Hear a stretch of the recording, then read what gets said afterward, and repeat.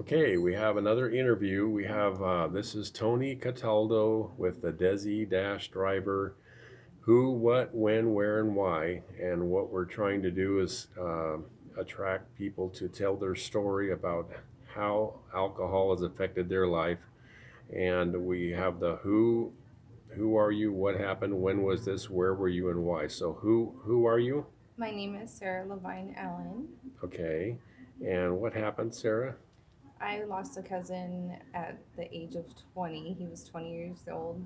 He was 20, and how old were you? I was only 13. 13, okay. Hmm. That's a tough loss when you lose family members at a young age, yeah. Yeah. So, okay, Sarah, what happened? He decided to go to a party one night with his friend, and he thought that his friend was sober enough to drive home. And on their way home, they ended up running the stop sign and they got hit. And unfortunately, my cousin didn't make it, but the driver survived. But they got hit or they hit somebody? They got hit.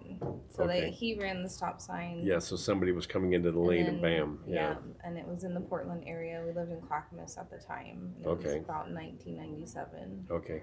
So that's what happened, and you said already where, who, what, where. I would say it was in Portland. Yeah, it was in the Portland area. Okay. Yeah, unfortunately, my cousin didn't make it home that night, Oh man, and the a driver girl ended or a up boy? a boy. A Yeah, his boy. name was Michael. Okay, and he was 21. He was 20. It was right before his 20. 21st birthday. Wow. Yeah. And he lived in this area also, He lived in the Portland area. in the We lived Portland area. in So that's where Portland you at the lived in time. Portland at the time. Yeah, Okay. And when was this? 1997. 97. Hmm. Okay. I'm sorry for your loss. And why would you say that this happened? I think that they shouldn't have been drinking that night. I think it happened because they didn't call somebody for a ride. Right. And ever since then, my family's made a pact that if we were going to drink, we were going to call family members or friends ahead Right. and let them know you're drinking that night and you might need a ride. Right.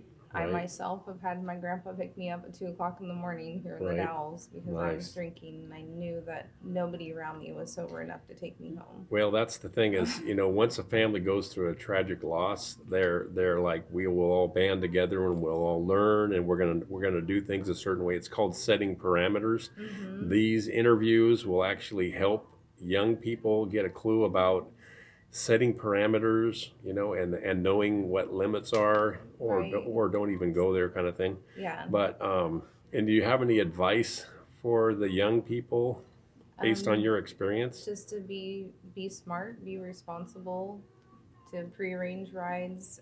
If you drink and drive, it doesn't only affect one person; it affects many people. Right. So like my cousin died that night. You know, his mom lost a son, and his brother lost a brother. Yeah.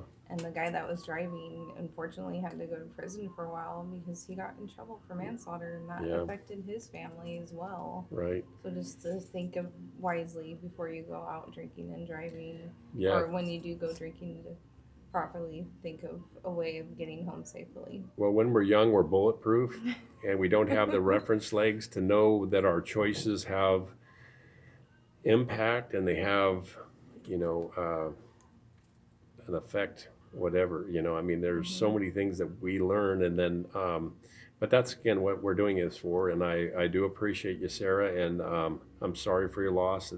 I lost a cousin at the age of 13. He died from a fire, and I know how that feels. Yeah, But it's always tough to lose people that you love, and yeah. but that's why we're trying to help. And I appreciate you so Right? much, Yeah, and we'll talk with you again. no Thank problem. you. Thank you.